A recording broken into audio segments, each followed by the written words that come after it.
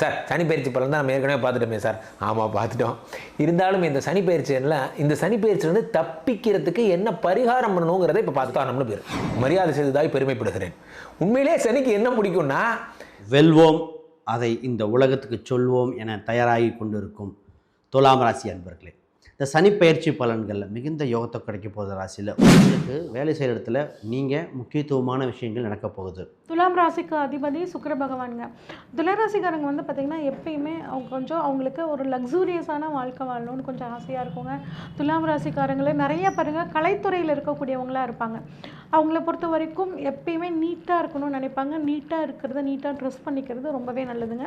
இவ்வளோ சிறப்பான இந்த துலாம் ராசிக்காரங்களுக்கு இந்த வருடம் எப்படி இருக்க போகுதுன்னா,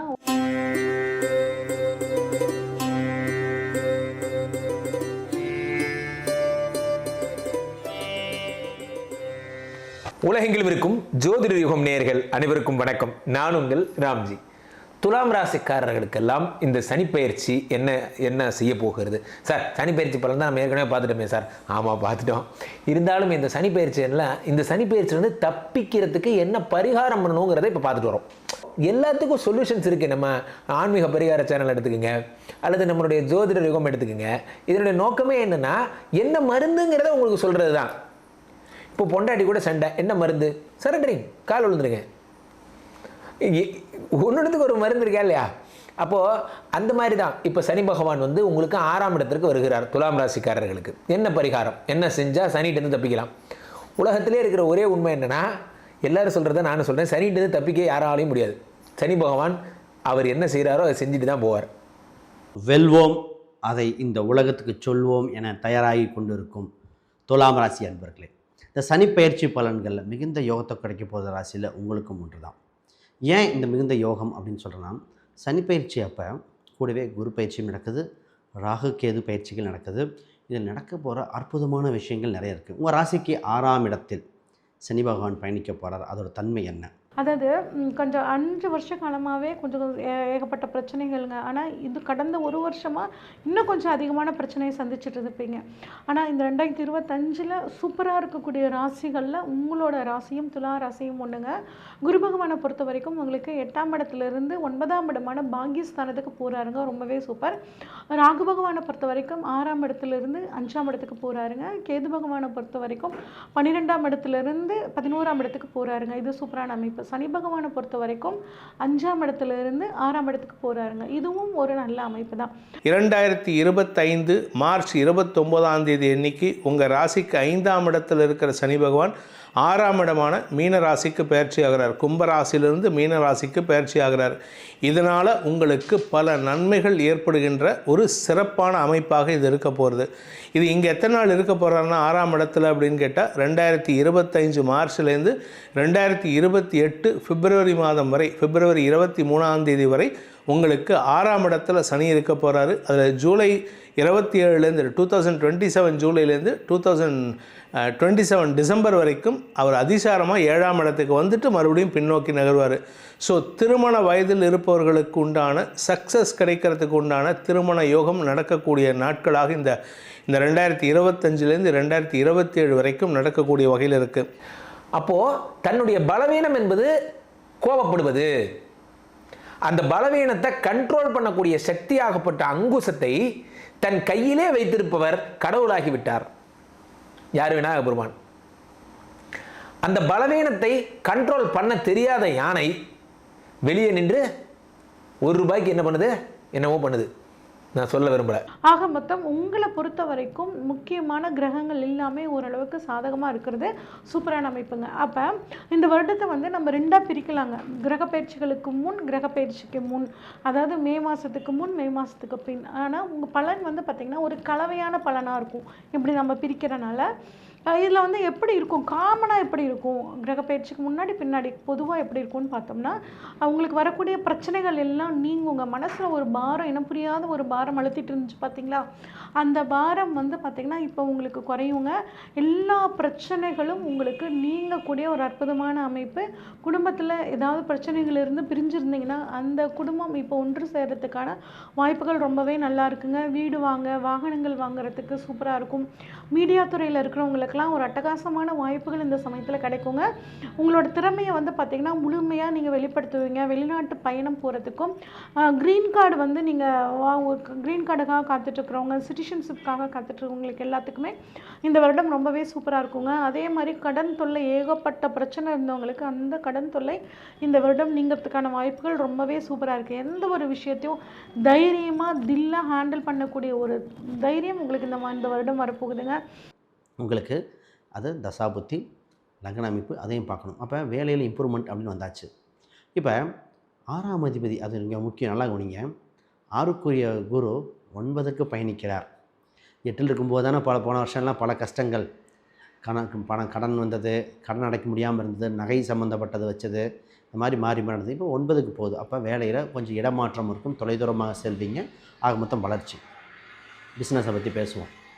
பிஸ்னஸ் ஏன்னா 10க்குரியவர் உங்கள் ராசியிலே இருக்கார். அப்போ அவருக்கு குரு பார்வை உண்டு. குரு பார்க்க கோடி நன்மைங்க. இந்த நேரத்தில் என்ன ஆகுனா 3, 6க்குரியவர் 9லிருந்து அப்படியே உங்களுக்கு பண்ணுறாரு. இப்போ தகவல் வழியில், கம்யூனிகேஷன் வகையில், இந்த நேரத்தில் இன்வெஸ்ட்மெண்ட் யோகங்கள் இதெல்லாம் கிடைக்கக்கூடிய காலகட்டமாக இருக்குது. ஒரு பாப்புலராக வேண்டிய காலகட்டம்.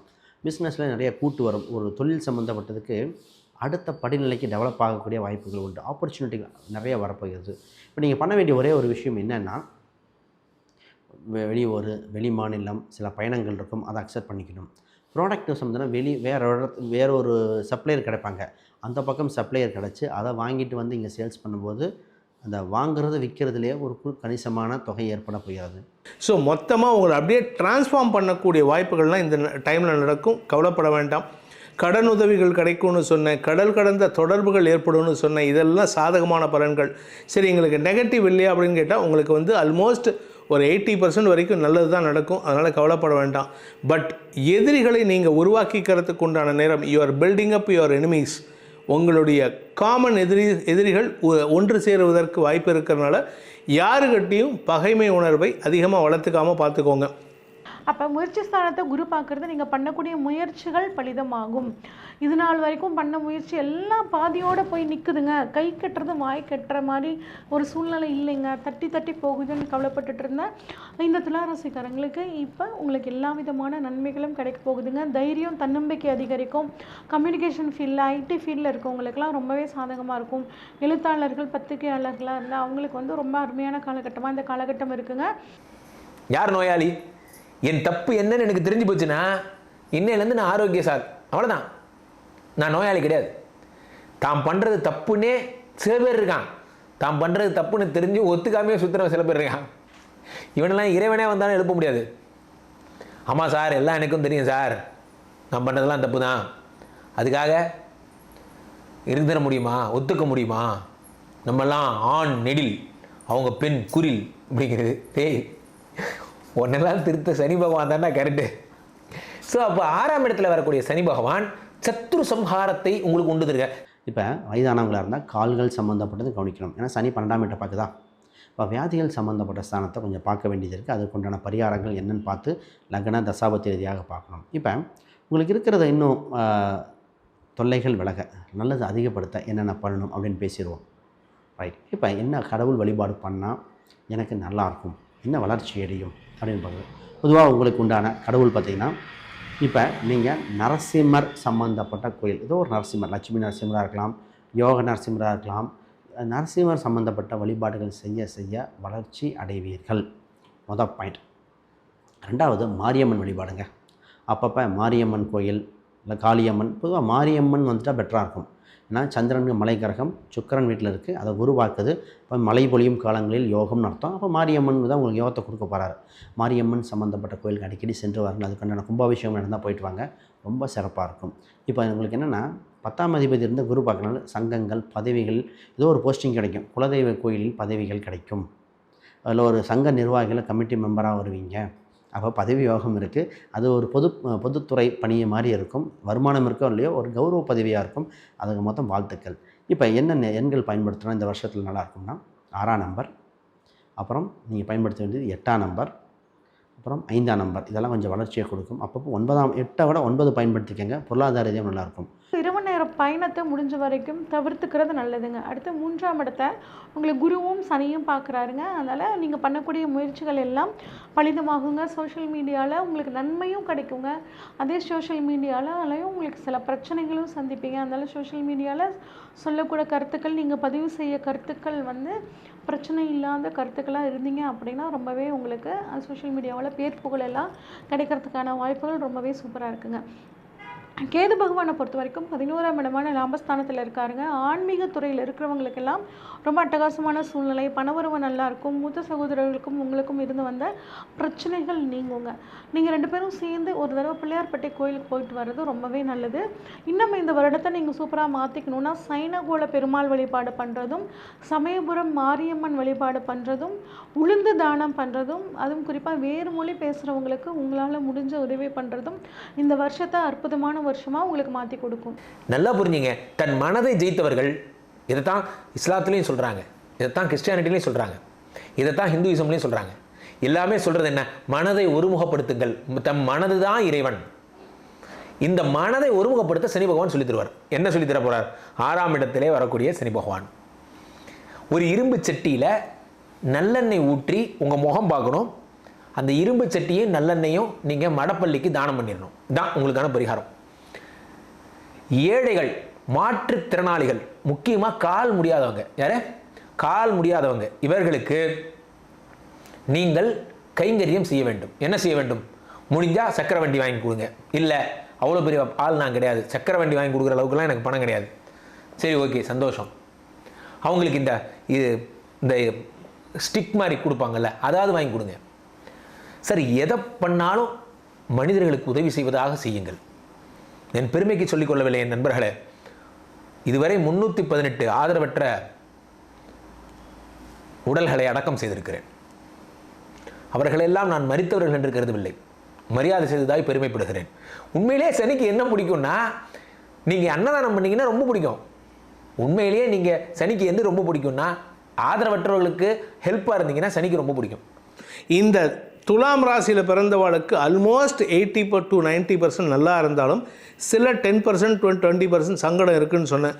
அந்த சங்கடம் வராமல் இருக்கிறதுக்கு என்ன பண்ணணும் அப்படின்னு கேட்டேன்னா, துணி கொடுக்க பிணி அகலும், அதாவது வஸ்திர தானம் செய்யணும். வஸ்திர தானம் யாருக்கு பண்ணணும் அப்படின்னா, ஒன்றா 9 வயசுக்கு கீழே இருக்கிற பெண் குழந்தைகளுக்கோ ஆண் குழந்தைகளுக்கோ பண்ணணும். ஸ்கூல் படிக்கிற குழந்தைகள் அவள் வாங்கிப்பாளான்னு கேட்டால் கண்டிப்பாக வாங்கிப்பா. எங்கே கொடுக்கணும்னா, கவர்மெண்ட் ஸ்கூலில் படிக்கிற குழந்தைகள் அவளுடைய அப்பா அம்மா கஷ்டப்படுறவாளாக இருக்கணும், அவளுக்கு போயிட்டு நீங்கள் கொடுக்கணும்.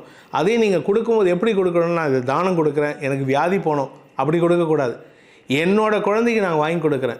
என் குழந்தை எனக்கு வந்து இப்போ தான் ஒரு குழந்தை பிறந்திருக்கு, அந்த குழந்தைக்கு நான் எப்படி சந்தோஷத்தோடு கொடுப்பேன். அந்த ஒரு பூரிப்பு இருக்குல்ல, அந்த பூரிப்போடு அந்த குழந்தையை கூப்பிட்டு, ஒரு 3ஆவது படிக்கிற குழந்தையை கூப்பிட்டு, என்ன படிக்கிற, என்ன பண்ணுறேன்னு கேட்டு, அப்பா அம்மா என்ன பண்ணுறாங்கன்னு கேட்டு, உனக்கு புது துணி வாங்கிக்கிறேன்ட்டு புதுசாக துணி கொடுக்கணுமே தவிர வீட்டில் உங்கள் பேரம்பேத்தி யூஸ் பண்ணதை கொடுக்கக்கூடாது, உங்கள் பையன் யூஸ் பண்ணதை கொடுக்கக்கூடாது. பொதுவாக எல்லோரும் நினச்சிக்கிறாங்க சனி பகவானுக்கு பழசை கொடுத்தா நல்லதுன்ட்டு. பழசை கொடுக்கவே கூடாது. பழசை கொடுத்தீங்கன்னா அது மேலும் பாவத்தை சேர்க்கும். இதை வந்து நிறைய பேர் அந்த கோயிலில் போயிட்டு, அந்த திருநள்ளாறு கோயிலில் போயிட்டு அநியாயம் பண்ணுறாங்க. குளிக்கிறாங்கிற பேரில் குளிச்சுட்டு பழைய துணியை போட்டு வரதெல்லாம் மகா பாவம். அந்த பாவத்தை தயவு செஞ்சு பண்ணாதீங்க. ஏன்னா you are going to a Sivan temple, it is not Saneeswaran temple.